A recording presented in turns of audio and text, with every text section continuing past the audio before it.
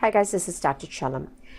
In this article, I'm going to read the whole article for you. This is for people who do not like to read or who are better learners when they listen.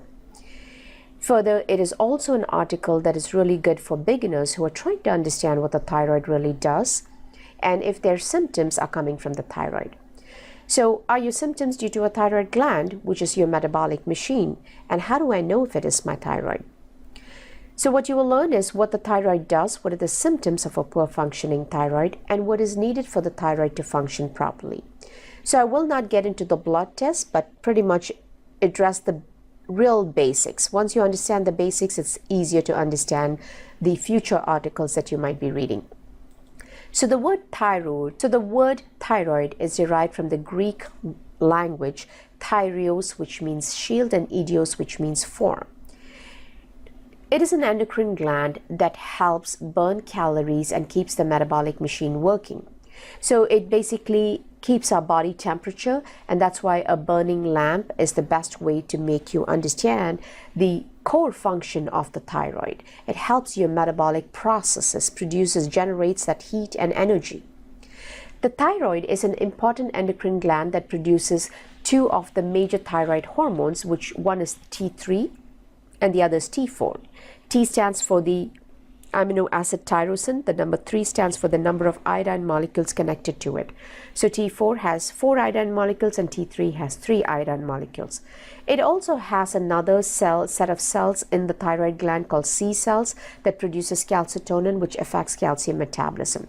We're not going to get into calcitonin in this article, so let's focus only on the thyroid. Where is your thyroid? So look at the mirror, and when you look at it, in the bottom of your neck, right in front of the neck, above the breastbone but below the Adam's apple, the thyroid gland sits, and it looks like this, almost like a butterfly shaped. And the top edges of the thyroid connects to the Adam's apple.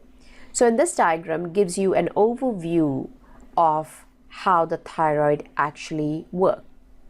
So this brown area is the brain. It's the hypothalamus. Hypothalamus is the main area that produces most of the hormones in response to what is floating in the blood. So when you have low thyroid hormones, the hypothalamus releases.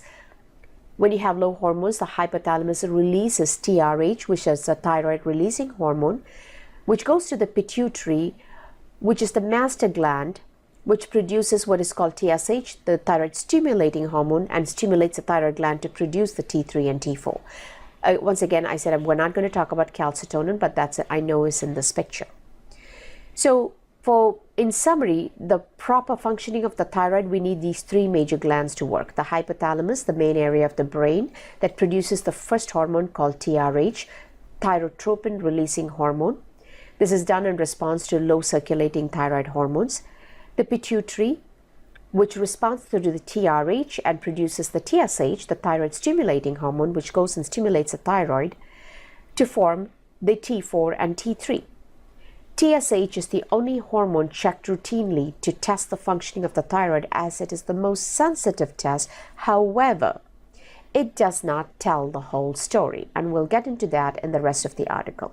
This is video 1, and you'll have the rest of the article broken down into small videos.